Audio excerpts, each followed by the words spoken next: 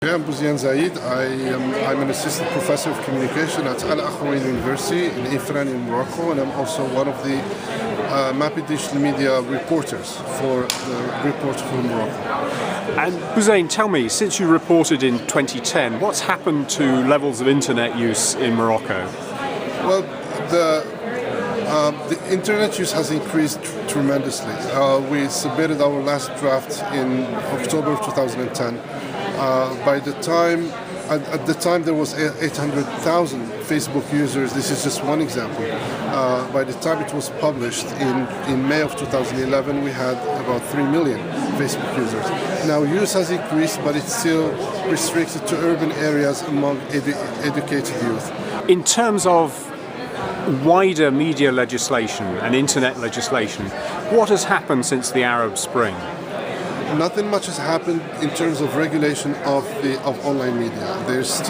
Currently there are debates about the regulations and laws for traditional media because those were outdated. To begin with, there's still provisions in the law that imprisons journalists for publishing things, and so currently there are discussions about that and debates about that in the country, but no law yet has been promulgated about digital media. Okay, and you were saying that the government has in effect bought a channel that was launched by the king. Yes, well, this year, one of the main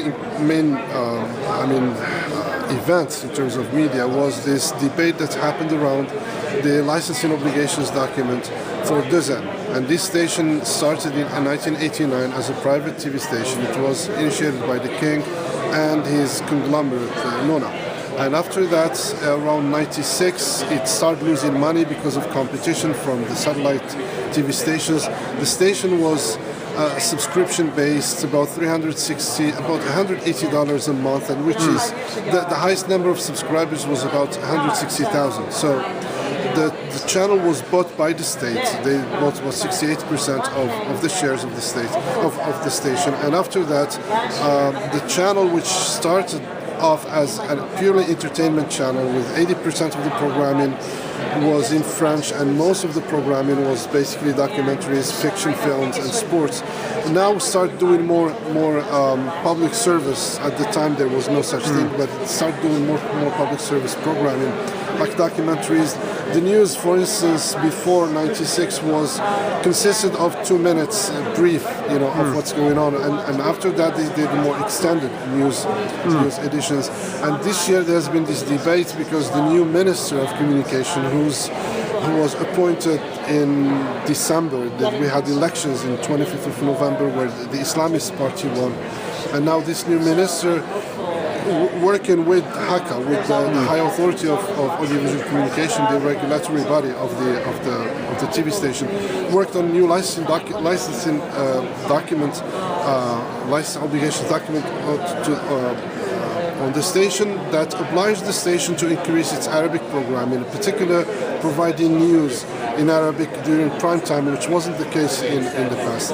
And there was a heated debate about this, and the station all of a sudden became a point of struggle between Islamists, and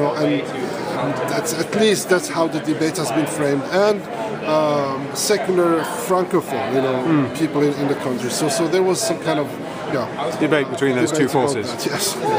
But you were saying not much has fundamentally changed.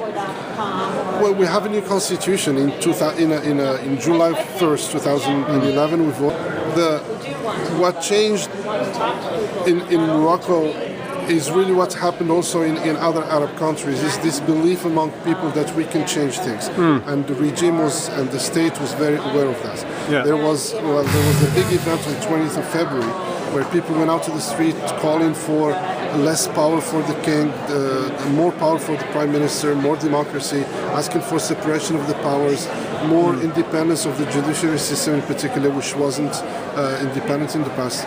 And the king responded immediately. On March 9th, he made a historic speech talking about, basically responding to those demands. But what got delivered on the 1st of July was not what was promised on March 9th. And that's, again, I wouldn't say that it's 100%, it's not like the king was deceptive or anything, but there was debate throughout those times. I mean, consultations with political parties, and there are a lot of indications there that it was political parties that didn't want that much responsibility, and they wanted the king to remain to retain a lot of his powers. So I mean, again, this is debatable. Some might say no, it's the king who did not deliver on the promises. But anyway, we have now a constitution. It is stated. For instance, some of the the right to information was for the first time in Moroccan history. Now is constitutional right, the right to information. The king is no longer a sacred entity; it's sacred. He's just a regular citizen. I mean, at least that's what the constitution. Now, in practice, that's another story. So how has digital activism played into this? You were saying earlier that it was quite influential prior to the constitutional discussions. Yes, now with digital activism, I would say we're back to square one. Now, before the Arab Spring, there was much digital activism, but very little of it was translated into action in the streets. And then the Arab Revolution, revolutions in Egypt and Tunisia, of course, triggered the use of the digital media, and of course we have the movement of the 20th of February was basically, used Facebook intensively to educate, organize, and mobilize, and they were very successful as rallying people. And after the election, after the referendum on the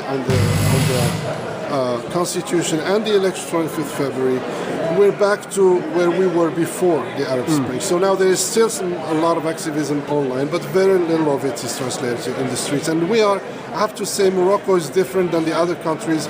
We never relied on digital media to mobilize or do actions in the streets. We have a very vital civil society for many, many years, multi-party system. We have unions. We have a lot of, civil society groups are very active, and they've done a lot of actions in the streets. So digital media, just like as much as it did, help, Western, organizations organize, that's what it did for Morocco. So there is still activism in the streets in the same manner, in the same organic manner it was before digital media. Of course, digital media is always, it's still very important, of course, in terms of availability of information, in terms of the ease by which it helps, coordinate action and all that. But in terms of activism, the way we knew, we're back to where we were again before, where there is very little of it online translated into the streets. So, for instance, the unemployed youth, they're still doing their demonstrations and everything without or without digital media. So. And I sense from what you're saying that the regime has been quite subtle in responding. Describe that process. The regime has good ears. It listened. It listened to what was going on in the street and responded.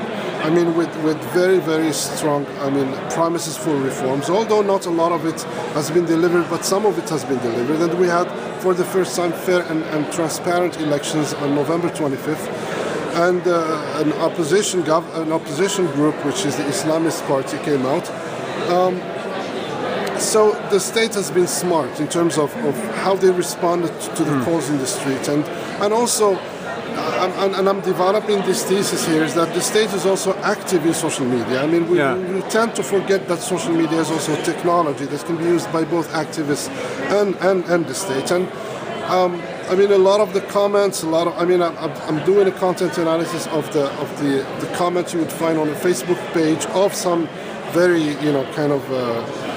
of an opposition group, and you'd see a lot of the comments are by some citizens who love maybe the king and everything, but also by people, I think, who are employed by the state to, participate in that discourse. In this debate. Yes, and they're very aware of the power of media, in particular of digital media, and they're also in very direct contact with owners of news, of online news platforms as well, to make sure that their PR releases are there, make sure that the comments are not really only one way or the other. So there is a lot of presence of the state, and then that's I think, I mean, I still need to work more and provide some hard data, you know, and to back up my thesis. But I think I have a very strong case here. Yes. Yeah.